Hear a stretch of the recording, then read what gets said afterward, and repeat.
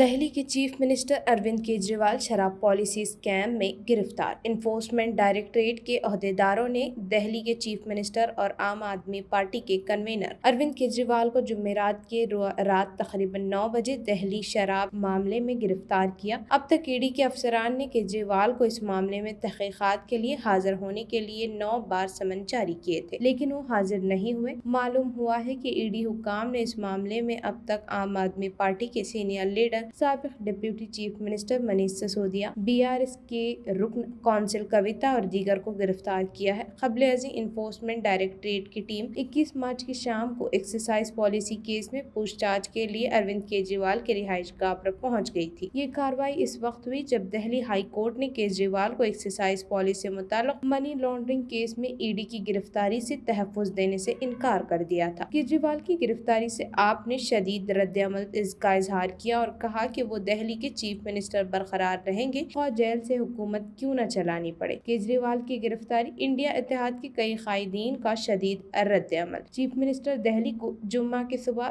P M L A court میں پیش کرنے اور ریمانڈ حاصل کرنے کا امکان ہے۔ دہلی کے وزیر اعلیٰ اروند کیجریوال کو انفورسمنٹ ڈائریکٹوریٹ ای ڈی نے 21 مارچ کی شب گرفتار کر لیا۔ سخت سیکیورٹی کے درمیان ای ڈی کی ٹیم وزیر اعلیٰ رہائش پر پہنچی تھی اور کچھ گھنٹوں کے بعد پوچھ گچھ کے بعد انہیں گرفتار کر لیا گیا۔ بعد ازاں انہیں ای ڈی دفتر لے جایا گیا، جہاں آج رات انہیں رکھا جائے گا۔ میڈیا رپورٹس کے مطابق ای ڈی انہیں جمعہ کی صبح P M L A court میں پیش کرے گی اور عدالت سے ریمانڈ کا مطالبہ کیا جائے گا۔ اس درمیان وزیر اعلیٰ کیجریوال کی گرفتاری پر کئی اپوزیشن پارٹی لیڈران نے سخت ناراضگی کا اظہار کیا اور مرکز کی مودی حکومت پر شدید تنقید کی ہے۔ خاص طور سے انڈیا اتحاد میں شامل پارٹی لیڈران نے اس گرفتاری پر سخت رد عمل کا اظہار کیا ہے۔ ان قائدین کا کہنا ہے کہ ڈرا ہوا تاناشاہ ایک مری ہوئی جمہوریت بنانا چاہتا ہے۔ میڈیا سمیت سبھی اداروں پر قبضہ، پارٹیوں کو توڑنا، کمپنیوں سے ہفتہ وصولی، اہم اپوزیشن پارٹی کا اکاؤنٹ فریز کرنا بھی اسری شکتی بری شکتی کے لیے کم تھا،